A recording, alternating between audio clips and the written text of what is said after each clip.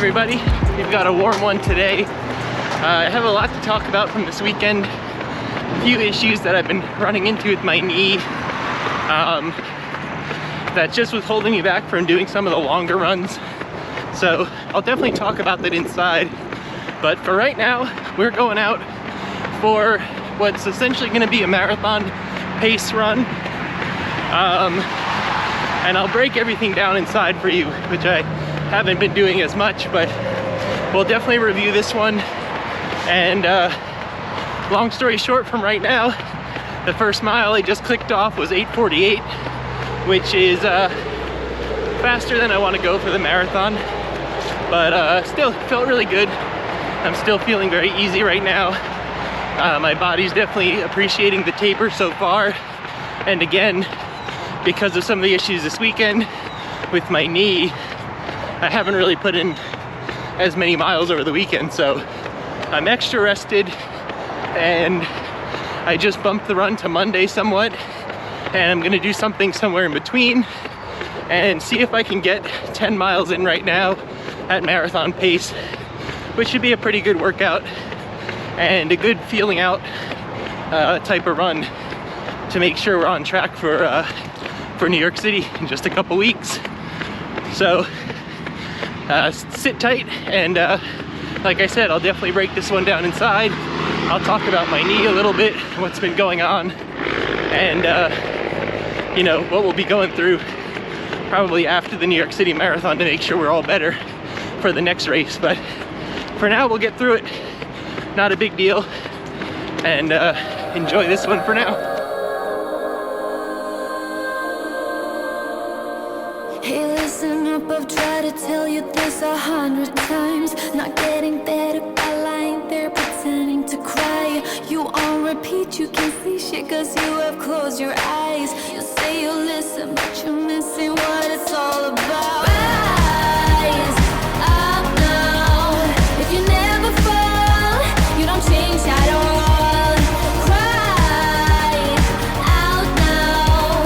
Have you given up? I will never stop, yeah. I've tried to help you, but you keep reading between the lines. There's nothing there for you to complicate, we're not aligned. You say you listen, but guessing that's just another sign. Not growing up, you're growing old, your life keep passing. Rise up now. If you never fall, you don't change at all. Coming up on 3 miles in, and we're at probably gonna be just about 25 minutes 30 seconds at 3 miles.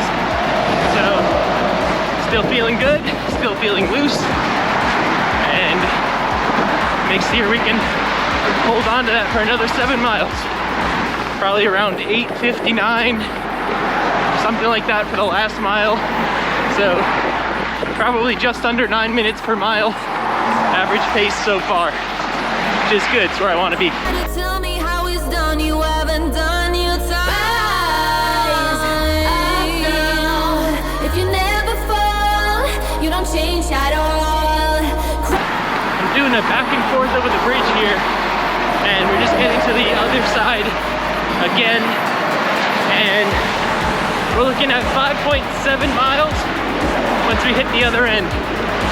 And the bridge is a lot of up and down vertically, so my legs are getting a little tired, but I still think I'll be okay, and heart rate's looking good, so we'll keep pushing.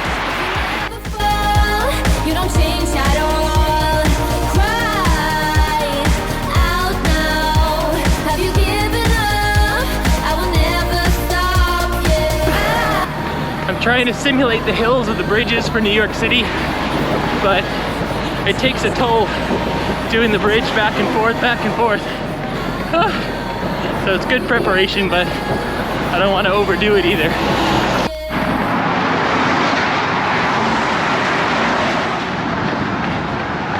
8 miles in, just making the run for home. Feeling good. Heart rate's up a little bit, but overall not bad at all.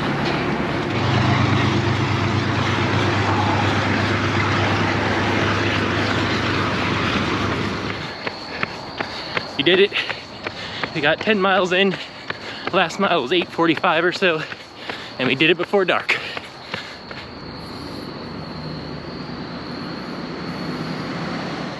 All right, we'll recap for just a moment out here. Basically what's been going on with my knee is last winter during snowboard season, I think I tore my meniscus while I was snowboarding. So that happened like later in the season, probably around February or so. So I had to let that heal. That's part of like the whole reason why I started to get a little bit out of shape. I couldn't really run. It was feeling very swollen. It was difficult to put a lot of weight on.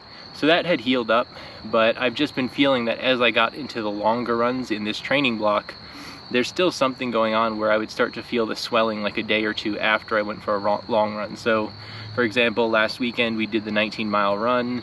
Usually then by like Monday and Tuesday I start to feel the swelling in my knee, and it feels like I need to take kind of a break to let that swelling go down. So as I went into Saturday and Sunday this weekend, which is again the first weekend of the taper, I just felt like I needed some more time. I only did a little bit of mileage on Sunday just to keep running, but ultimately I feel like it just needed to let the swelling go down because I want to get to the starting line of the marathon healthy. That's the ultimate goal.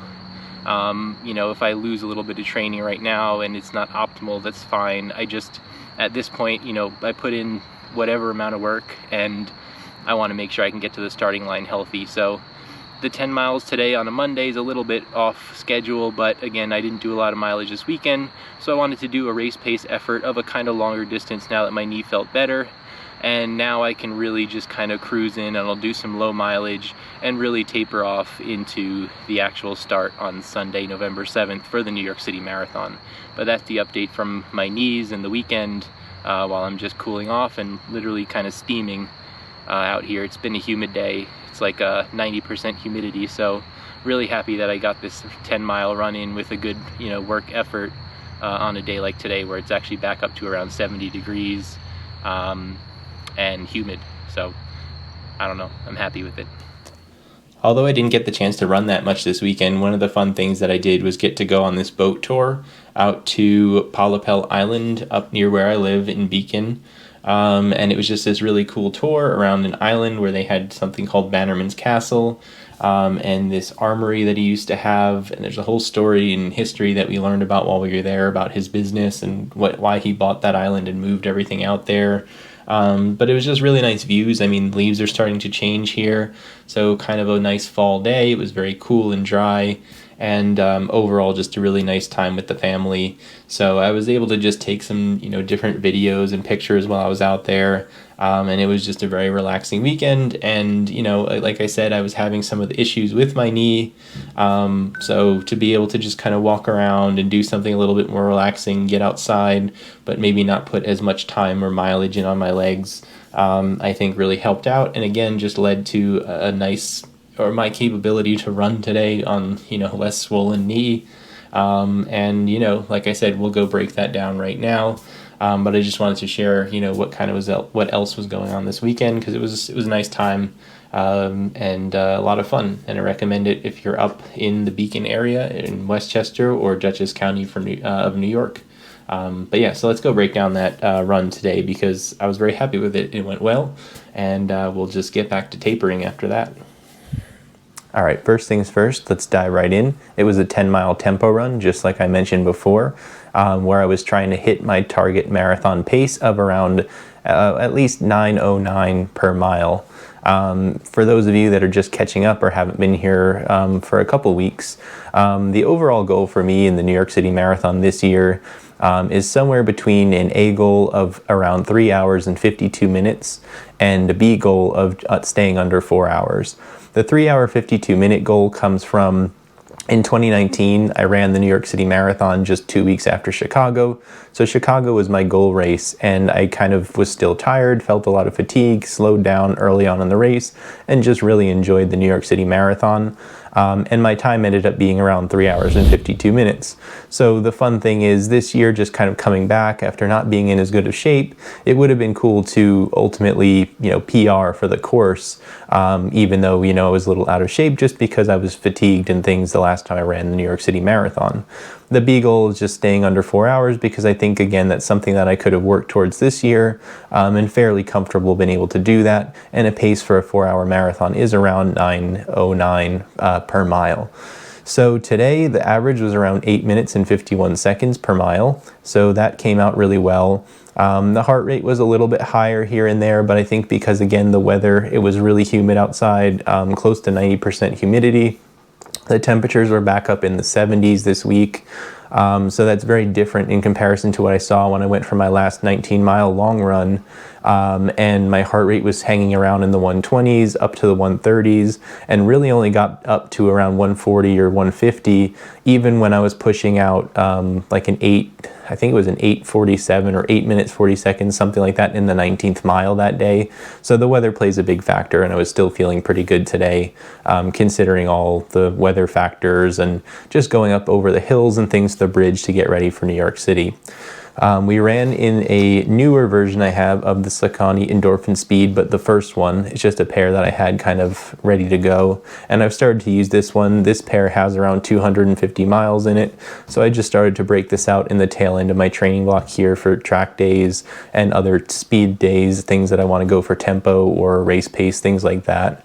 One thing I noticed, just to mention it, is these laces have these little reflective strips in it, and the laces themselves are very thick. And my shoes actually untied 2 times during the run, which doesn't happen with these softer, like really more cotton fabric feeling laces. So it's just something that I think as I wear these down and completely retire them, I might just throw these laces on here because for whatever reason, this colorway has a thicker lace and it just seems to be a problem for me. So not too big a deal, but just something to note. If you do go back and still find a Endorphin Speed 1, maybe avoid this colorway just because of the laces. It's just something that I found. We already talked about some of the things from this weekend where just my knees have been bothering me. My knees have been through a lot of things during my life, so they just needed a little bit of a break this weekend, but I was glad that I was feeling, strong enough to get out there and really just cruise through this run on a Monday. So after this run here, we're really just going to taper down a lot harder. The mileage will continue to get a little bit faster. I have some tempo days, some more track workout days, some marathon pace days, but the volume is really going to shorten up, which I think will be perfect for allowing my knee to just heal up as best as it can. Because like I said, as soon as I go for those longer distances, I really do start to feel the swelling build up, during the evening and then the next day. So I want to be sure to avoid any kind of longer distances the rest of the training block. I really appreciate you guys watching. If you could subscribe or hit the like button, depending on what you're interested in, please feel free to do so. I'm really enjoying making these videos. And again, it just was a big motivator for me to go into the New York City Marathon and get back into shape and really, go out there and attack this. So appreciate all of you. And I'm looking forward to making another video for you. So thank you. Hope you guys have a great rest of the night, and I'll see you in the next video.